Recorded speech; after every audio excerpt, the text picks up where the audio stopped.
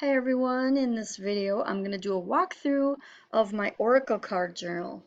So I don't know about you, but I just love Oracle cards more than tarot cards because I think that they are a little bit more general when it comes to interpretation. So they're not just telling you what the card means, but they're a picture that's really, or a word sometimes, that will just let you do the interpreting. So you don't really, you need to know, because I think with tarot cards, you need to know what they all mean.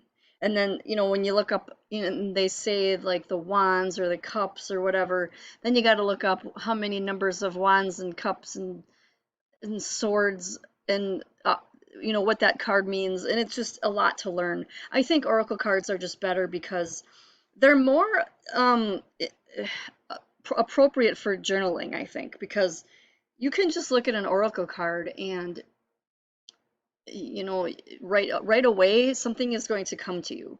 It's going to help you access your thought process, your inner wisdom. And that's why I think they're so great. They're not as black and white as tarot cards. So I made an oracle card journal because this is kind of a really something on Etsy that sells really well. A lot of people buy oracle cards on Etsy, and that's of course where my shop is. So I had to make a journal for oracle cards. I actually do have a printable oracle deck as well, which I will also show you later on in this video, but first I'm going to show you this one. So what's all in here is some journal prompts where it's going to ask you what card decks you're using. You can write down what your favorite decks are. This is made for someone obviously that's got more than one deck and who's really serious about oracle cards, probably someone who's an oracle reader or somebody like that. So then there's a body, mind, and soul spread here. So what you can do is when you print these off, you can lay each of the card on each of these and then write down the message. And then that way you're keeping a record of it. You're not just doing it and then, forgetting about it. And here's a past, present, and future one. This is a really popular spread. Here is a problem advice spread. So then you do the history, the problem, and then the advice. And then here's an oracle spread cheat sheet. This is for if you want to write down notes for each spread and what they're good for, which ones you like the best. And then here's oracle spread creation. So in this page, you can write down what this is for if you're creating your own spread. You're going to create a name for it, you're going to draw an image of what it looks like, and then the goals and intentions for it, and then whatever else in the thoughts there. Here is a card study, so you're going to draw a card and then give the basic card meaning, the reverse card meaning, the imagery, and your thoughts and feelings. This is a general type of journal page for you can print one of these off for every card that you have and then just use these sheets as cheat sheets to go back and, you can make a whole binder out of this. Like, the sky's the limit with your creativity and imagination.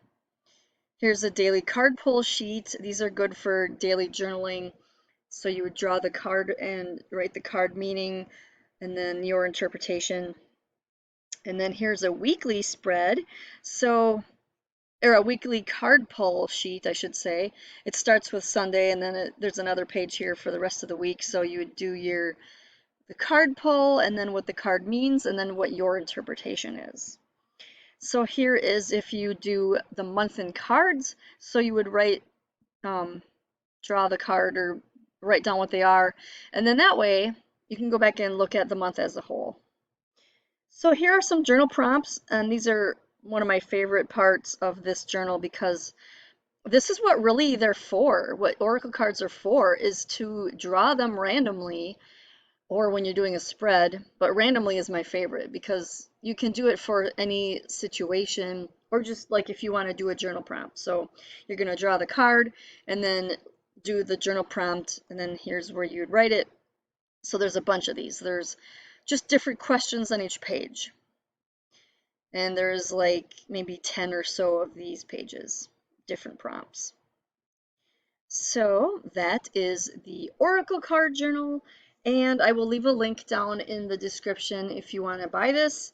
And like I say, these are good for the people on a budget that don't have a lot of money to spend, because if you have a printer already set up, really all you got to do is spend a couple dollars on these and you can print as many pages as you want.